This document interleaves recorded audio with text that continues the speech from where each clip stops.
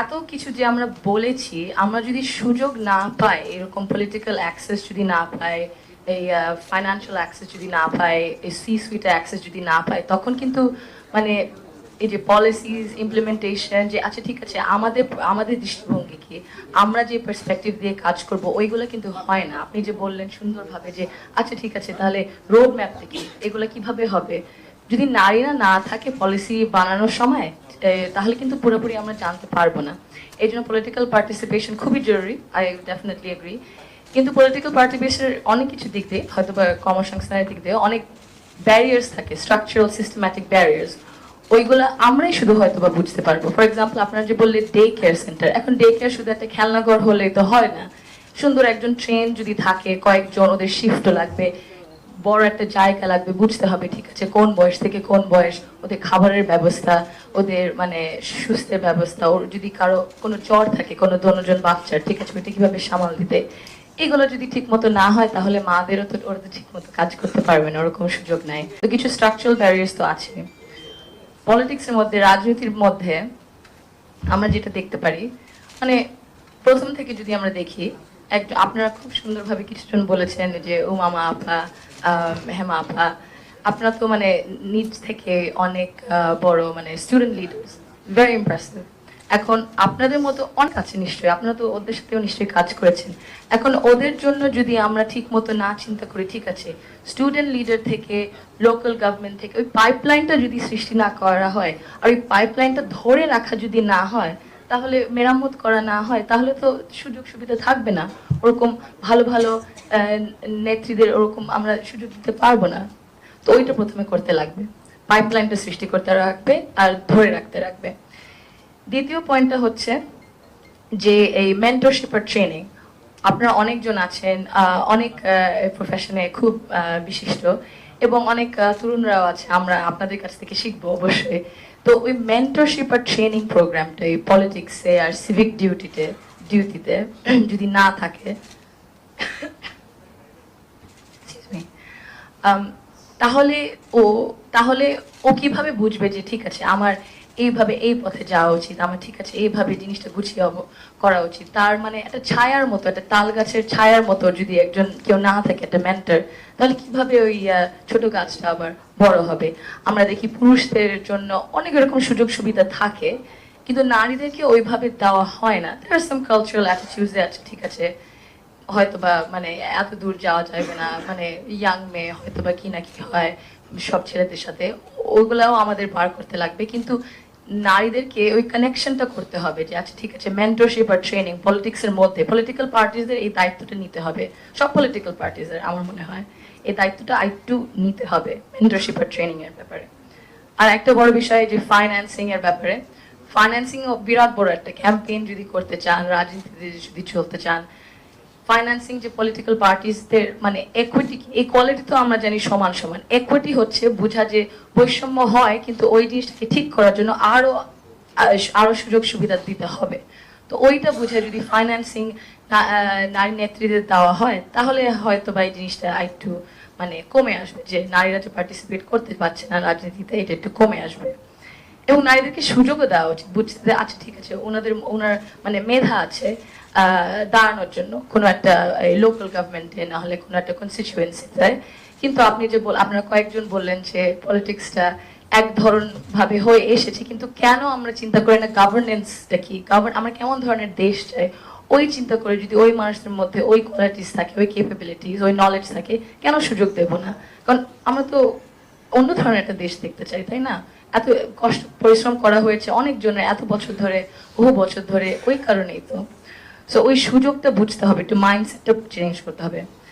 আরেকটা বড় জিনিস যেটা again I think political party should take more responsibility, নারী নিরাপত্তার দিক থেকে, in terms of cyberbullying আর ফিজিক্যাল অলসো সেফটি।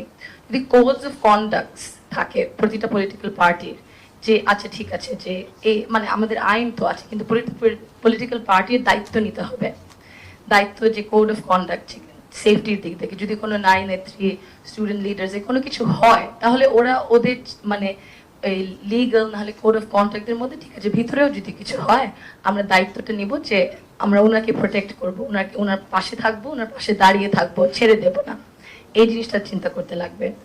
এবং ইনভেস্টমেন্ট, আপনারা কয়েকজন বলেছেন ইনভেস্টমেন্ট, বারবার শুধু একবার দুইবার একটু মানে দেখানোর জন্য করলে হবে না, আমাদের বারবার ইনভেস্ট করতে লাগবে। অ্যাগেন একুইটির ব্যাপারে যে বললাম, বৈষম্যটা আছে, এই জন্য আরো চেষ্টা করতে হবে, ইনভেস্ট করতে লাগবে। আপনার যে এত সুন্দরভাবে কথা বলেছেন, আপনাদের সাথে মানে একসাথে হয়ে যদি ইনভেস্ট করা যায়, পলিটিক্যাল পার্টিস যদি একটু more open to collaborating with civil society, with intellectuals, এত মানে মানে মুক্তিযোদ্ধাদের সাথে, শিক্ষকদের সাথে, স্টুডেন্টসদের সাথে, লয়ার্সদের সাথে, তাহলে আমার মনে হয় মানে আমরা সুন্দর একটা দেশ হয়তো গড়ে তুলতে পারি। নির্বাচনে একেবারে দোরগোড়া। আজকে 8 তারিখ, 9 তারিখ মানে কালকে, আগামীকাল রাত 12টার পরই মোটামুটি স্থগিত হয়ে যাবে সমস্ত প্রচারণা। তো এক্ষেত্রে আপনি যদি দেখেন, এবার প্রথম কথা হলে মানুষ বিবেচনায় নিবে কি, সব দলই ইশতেহার দিছে, কারো ইশতেহার খারাপ না, আমার না পড়লেও বলবো যে ভালো, কারণ খারাপ কথা লিখবে না তো, কেউ লিখবে দুর্নীতি করব, কেউ টাকা পাচার করবো, এটা তো লিখবে না কেউ। কাজে ইশতেহার না পড়েই বলতেছে ইশতেহার খুব ভালো, কিন্তু মেইন ইশতেহার ওখানে না। এবারের নির্বাচনে মেইন ইশতেহার হলো জুলাই চেতনাকে ধারণ করে, এটা হলো ইশতেহার। ভোটাররা এটা বিবেচনায় নিবে। অনেকগুলা কারণ, আমি খুব সংক্ষেপে বলছি, অনেকগুলা কারণ। যেখানে কেউ 1400 মারা গেছে, ওটা লিখলে পরে আবার কেউ জিজ্ঞাসা কমেন্ট করে, রাজ্জাকি সাহেব কি জানেন 1400 লোক মারা গেছে? আরে আমরা তো প্রতিবেদন বলি, আরে 1400 লোক মারা গেছে, 14 জন মারা গেছে, গেছে তো। এই যে মারা গেছে যার সন্তান, সেই লোক যে দলই থাকুক, সে যদি ফ্যাসিজমের পক্ষে কাজ করে তারা ভোট দিবে না, উপর দিয়ে কিছু যাই বলুক আর না বলুক। সুতরাং আপনাকে জুলাই চেতনা বিবেচনায় নিবে এবারের নির্বাচনে, কোনো সন্দেহ নাই। নতুন 4 কোটি যে ভোটার হয়েছে, তারা বিবেচনায় নেবে জুলাই চেতনা কে ধারণ করে। এখন আপনি বিজ্ঞাপন দিয়ে বললে হবে না যে আপনি ধারণ করেন। তারা 5ই আগস্টের পর থেকে এ পর্যন্ত যে দলগুলা মাঠে নির্বাচনের প্রতিদ্বন্দ্বী, তাদের অ্যাক্টিভিটিস দেখতেছে, সেখান থেকে তারা জাজমেন্ট দেবে। এগুলো হলো বড় ইশতেহার। আচ্ছা, আরেকটি ইশতেহার আছে, দুর্নীতি। আপনি দুর্নীতি এসে দমন করবেন, নট দ্যাট দুর্নীতি করবেন না, আপনি সেইটা আগে বলেন যে আপনি করবেন না। অতীত দুর্নীতির বিচার করবেন, সেটা সেকেন্ডারি। আপনি দুর্নীতি করবেন না, আপনি চাঁদাবাজি করবেন না, আপনি টাকা বিদেশে পাচার করবেন না। এই গ্যারান্টি কে, মানে যারা সম্ভাব্য যারা ইশতেহার দিতেছেন, এবং এটা বিবেচনায় নিবে কিন্তু ভোটাররা, যে কাকে দিয়ে এটা পাওয়া যেতে পারে। এবং আমরা অনেক নারী বিদ্বেষী কথা আছে, যে মিস্টার এক্স নারী বিদ্বেষী, সে নারী বিদ্বেষী কিনা সেটাও কিন্তু ভোটাররা বিবেচনায় নিবে। কারণ ঋণ খেলাপি, ওই তো ঋণ খেলাপি, দ্বৈত নাগরিকত্ব, ওগুলো তো আছেই। ওগুলো যদি আপনি বলেন, তাহলে এইগুলো নিয়ে যারা নির্বাচন করতে যায়, আমি বলবো তাদেরকে, যারা এই ধরনের ঘটনাগুলো প্রার্থী হয়েছে, অ্যাটলিস্ট তারা যাতে পাশ করতে না পারে। কারণ তারা তো স্টার্টই করছে দুর্নীতি দিয়ে, যে ওনার দ্বৈত নাগরিকত্বের বিষয়ে কথা বলেন নাই, ওনার ওনার ঋণ খেলাপি নিয়ে কথা বলেন নাই। এবং এই সমস্ত লোক যদি দেশে বেকায়দা দেখে পাসপোর্ট নিয়ে পালায় যাবে, এই গেল একটা সাইড। আর দ্বিতীয় সাইড, যদি ক্ষমতায় চলে যায়, তাহলে কি করবে? পার্লামেন্টে গিয়ে তাদের নিজ নিজ ইন্ডাস্ট্রি যেগুলোর নামে লোন আছে, বলবে এগুলো সব রুগ্ন ইন্ডাস্ট্রি, এগুলোর লোন মওকুফ করে দেওয়া হোক। তো এই সমস্ত লোক যদি পার্লামেন্টে যায়, ভোটারদের বিবেচনায় নিতে হবে। কারণ 15-16 বছর পর একটা ভোটের সুযোগ পেয়েছেন আপনারা, একেবারে লিস্ট ধরে আমরা সবাই জানেন কারা ডিফল্টার, কারা ব্যাংক ঋণ দেয় নাই ইত্যাদি দেখেন। সুতরাং ইশতেহার হবে এইগুলা। আর একটা হলো চাঁদাবাজি। চাঁদাবাজি, আমি জানি নীলুফার আপার কাছে কেউ চাঁদা নিতে আসে না, আমার কাছেও কেউ চাঁদা নিতে আসে না, আপনার কাছেও কেউ আসে নাই। কিন্তু যিনি চাঁদা দেন তিনি জানেন কে নেয়, যিনি চাঁদা দেন তিনি জানেন কে নেয়, সে যে দলেরই হোক। আমি মনে করি এগুলো এবার ইশতেহার হবে, অর্থাৎ ভোট তাদেরকে দেবে না। অন্তত ওই 4 কোটির কথা বলছি। আর আমি যে দলেই বিলং করি না কেন, আপনি যে দলেই বিলং করেন না কেন, আপনি যদি দেখেন যে আপনার আত্মীয় একজন আহত হয়েছে জুলাই চেতনায় আন্দোলনে, এবং আপনার কেউ মারা গেছে, আপনি যে দলই, সেই দল যদি ফ্যাসিজমের পক্ষে থাকে, তাহলে আপনি তাকে ভোট দিবেন, উপরে যাই হোক। তো ইশতেহার হবে এবার এইগুলা বিবেচনায় নেবে। আর রাজনৈতিক দলের যে ইশতেহার, এগুলো আমি কখনো বিশ্বাস করি না। কারণ এই প্রতিশ্রুতি রাজনীতিবিদদের দেওয়া একটা ধর্ম, এবং প্রতিশ্রুতি ভঙ্গ করলে বিচার হয় না। আমি যদি আপনার প্রতিশ্রুতি ভঙ্গ করি, আপনি কোর্টে মামলা করবেন, কিন্তু রাজনীতিবিদদের বিরুদ্ধে কোর্টে মামলা হয় না। কারণ তাদের একটা লাইন আছে, সুন্দর লাইন। সেই লাইনটা কি জানেন? রাজনীতিতে শেষ কথা বলতে কিছু নাই, ওইটা দিয়ে কাভার করে। এই জন্য কখনো জামাত বন্ধু, কখনো জামাত শত্রু, নো ম্যাটার। এইবার আসেন আপার কথা, কতগুলা কথা আমি সমর্থন করি। অস্ত্র উদ্ধার হয় নাই, এবং অস্ত্র উদ্ধারণে এখনো বাজারে অস্ত্র আছে। পাশাপাশি আপনি একটা লোকের বৈধ অস্ত্র জমা নিচ্ছেন। বৈধ অস্ত্র জমা নেওয়ার মানে হচ্ছেই, যারা সন্ত্রাস করবে তারা নিশ্চিত যে বৈধ লোকটার কাছে, যার বৈধ অস্ত্র ছিল তার কাছে অস্ত্রটা নাই।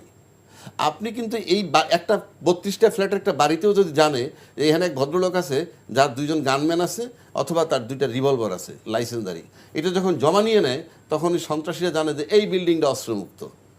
আপনি এই জমা নিয়ে কিন্তু আমাকে আরও বিপদের মুখে ফেলে দিচ্ছেন। ইভেন আপনি যদি ভোটের চিন্তাও করেন সেক্ষেত্রে ওটাও আপনি এক ধরনের সিকিউরিটি। আপনি বৈধ অস্ত্র জমা নিচ্ছেন, অবৈধ অস্ত্র বাজারে থাকছে। এরপর আসেন 1 লক্ষ সেনাবাহিনীর কথা বলা হয়েছে মাঠে নামবে প্লাস এরা কতখানি নিরাপত্তা দিবে। তা কেন বলছি কথাটা আসছে কেন? আমরা সম্প্রতি জানি একটা ঘটনা ঘটছে আপনার জাহাঙ্গীর গেটে বোধহয় জাহাঙ্গীর গেট বা কোনো গেটে প্রবেশ পথে ঢাকা 17-এর একজন প্রার্থী জামাতের, তার নাম খালিদুজ্জামান। উনি ওটার ভিতরে ঢুকতে গেছেন, উনি বাধা জমা নিয়ে নেয়, তখন সন্ত্রাসীরা জানে যে এই বিল্ডিংটা অস্ত্রমুক্ত। এই জমা নিয়ে কিন্তু আমাকে পারমিশন ছাড়া বিপদের পারমিশন বলতে এটা ইভেন ক্যান্টনমেন্ট বোর্ড ভোটের চিন্তাও করেন সেক্ষেত্রে ওটা আপনি এক ধরনের সিকিউরিটি। আপনি বৈধ অস্ত্র জমা নিয়ে সেখানে সে কিছু উদ্যত্তপূর্ণ আচরণও করছে, আমরা দেখেছি, প্রত্যাশা করি নাই, এবং সে তুলনা করছে তারেক জিয়ার সাথে। জমা নিয়ে নেয় তখন সন্ত্রাসীরা জানে যে এই বিল্ডিং তারেক জিয়া যেতে পারলে আমি পারবো না, কেন জমা নিয়ে কিন্তু আরো এটা একটা বার্তা দেয় যে লেভেল প্লেইং ফিল্ড নাই, আমি সে জায়গায় যাচ্ছি না, আমি যাচ্ছি নিরাপত্তার জায়গাটা। ওইখানে যে ঘটনাটা ঘটছে সেটা যে বডি অন ক্যামেরায় যেটা আর্মি ধারণ করছিল সেটা যখন বাইরে চলে যায় এবং সেটা যখন সোশ্যাল মিডিয়া আসে তখন আমার কাছে একটা প্রশ্ন আসে যে আপনি তো নিরাপত্তার কথা বলে আমাকে ঢুকতে দিলেন না, কিন্তু আপনার বডি অন ক্যামেরার ছবি যখন চলে যায় বাইরে এবং সেটা যখন আমার সোশ্যাল মিডিয়ায় চলে আসে তখন তো আপনার আপনার নিরাপত্তা আপনি দিতে পারতেছেন না। আপনি যখন আপনার নিরাপত্তা দিতে পারতেছেন না, আপনি যে অন্য নিরাপত্তা দিবেন, মানে আমি কিভাবে আশ্বস্ত হব এর উপরে? এটা আমার কোশ্চেন মার্ক।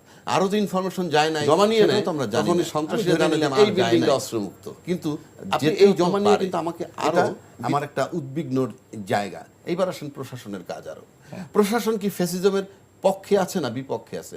একটা এক্সাম্পল দিলে আপনি বুঝবেন। আপনি জানেন আব্দুল মোমেন সাহেব, সাবেক পররাষ্ট্রমন্ত্রী, উনি ঘটনার 5ই আগস্টের পরে 8.5 মাস না 8 মাস পরে দেশ থেকে বেরোইছেন। এটা উনি দাবি করেছেন, কিন্তু ওনার দাবিটাই তো আমি ধরবো, আমি কি এটা ভেরিফাই করব? না, ভেরিফাই না, এটা উনি যখন বলতেছে সেটা আমি নিব না আমলে? না, সেটা আপনি নেন, আমি সেটা নিয়েই তো বলতেছি। উনি কি বলছেন? বলেন। উনি বলছেন আমি 8 মাস পরে বের হয়ে আসলাম। কিভাবে? আমি 8 মাস পর বের হয়ে আসছি প্রশাসনের সহযোগিতায়। উনি এর ভিতরে 6 বার সিম পাল্টাইছেন, 5 বার ঘর বদল করছেন, বাসা বদল। তাহলে এই বদলটাও প্রশাসন জানতো।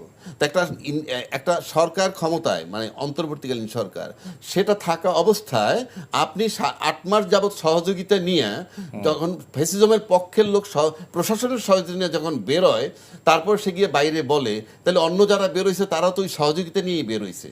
তাহলে আপনি যদি নির্বাচনের ক্ষেত্রে চিন্তা করেন, তারা আগস্টের পরে কি চাইছি? কিছু সংস্কার আমরা চাইছি, কোনো সংস্কার হয় নাই, কোনো সংস্কার কিন্তু হয় নাই। সংস্কার প্রস্তাব আকারে জুলাই সনদের ভিতরে আছে, যেটা গণভোট আকারে পাশ হইলে তারপরে সংসদের 180 দিনের মধ্যে করবে, সংসদের দয়ায় অ্যাপ্রুভাল হবে। আচ্ছা, এটা হলো সবচেয়ে একটা ব্যথার জায়গা। কেন ব্যথার জায়গা?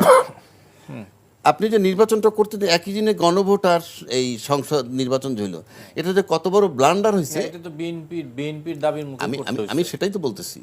এটা যে কত বড় ব্লান্ডার হয়েছে এটা নির্বাচনটা হয়ে যাওয়ার পরে বুঝবেন। কারণ আপনি যে নির্বাচনে যাচ্ছেন, যেটা আমি আগেও বলছি এখনো বলি, আপনি তো কনসাস লোক, আপনি কিন্তু এবারের ইশতেহার এইটা শুনেন নাই যে প্রধান নির্বাচন কমিশন ইশতেহার ঘোষণার সময় বলছিল যে আমি বাংলাদেশ সংবিধানের এত নম্বর অনুচ্ছেদ মোতাবেক ইশতেহার ঘোষণা করছি। উনি বলেননি, উনি ইশতেহার দিছেন। বা 59 বছর বয়সে সচিবও তারা স্যার ডাকে। কিন্তু এখন মানে আমরা এমন একটা গ্যারাকলে পড়ছি, অর্থাৎ দেশটাকে নিয়ন্ত্রণ করতেছে বহুকাল ধরে মিডিয়ায় আমলা এবং বিজনেস অলিগার্ক, যারা এই 3টা সেক্টর রাজনীতিবিদদের ব্যবহার করে। কেন? বিষয়টা হচ্ছে এই সব কিছুর ঘুরে সূত্র হইল টাকা, সব কিছুর কেন্দ্রবিন্দু ঘুরে ফিরে টাকা। এই টাকাটা কিন্তু একমাত্র বিজনেসম্যানদের কাছে, বিজনেস অলিগার্ক রাজনীতিবিদদের কাছে টাকা নাই। শেষ করতে দেন। ওই যে রাজনীতিবিদ ব্যবসায়ীদের কাছে যে টাকাটা আসে, সেটা রাজনীতিবিদদের একটা অংশ দিয়ে রাজনীতিবিদদেরকে কিনে রাখে। ফলে উনি যে ব্যাংকের ডিফল্টার, সেটা রাজনীতিবিদরা যে দল ক্ষমতায় থাকে তাকে সেফ। বাংলাদেশ আমি কি বুঝাইতে পারছি আপনাকে? বুঝাইতে পারছি, কিন্তু আপনি এত সরলীকরণ করে বলছেন। আমি বলছি আপনি রাজনীতিবিদদের টাকা পাবে কোথায়? বাংলাদেশ টাকাটা দুইটা ওয়ে, চাঁদাবাজি আর যদি এইভাবে পান, এছাড়া রাস্তাটা কোথায়?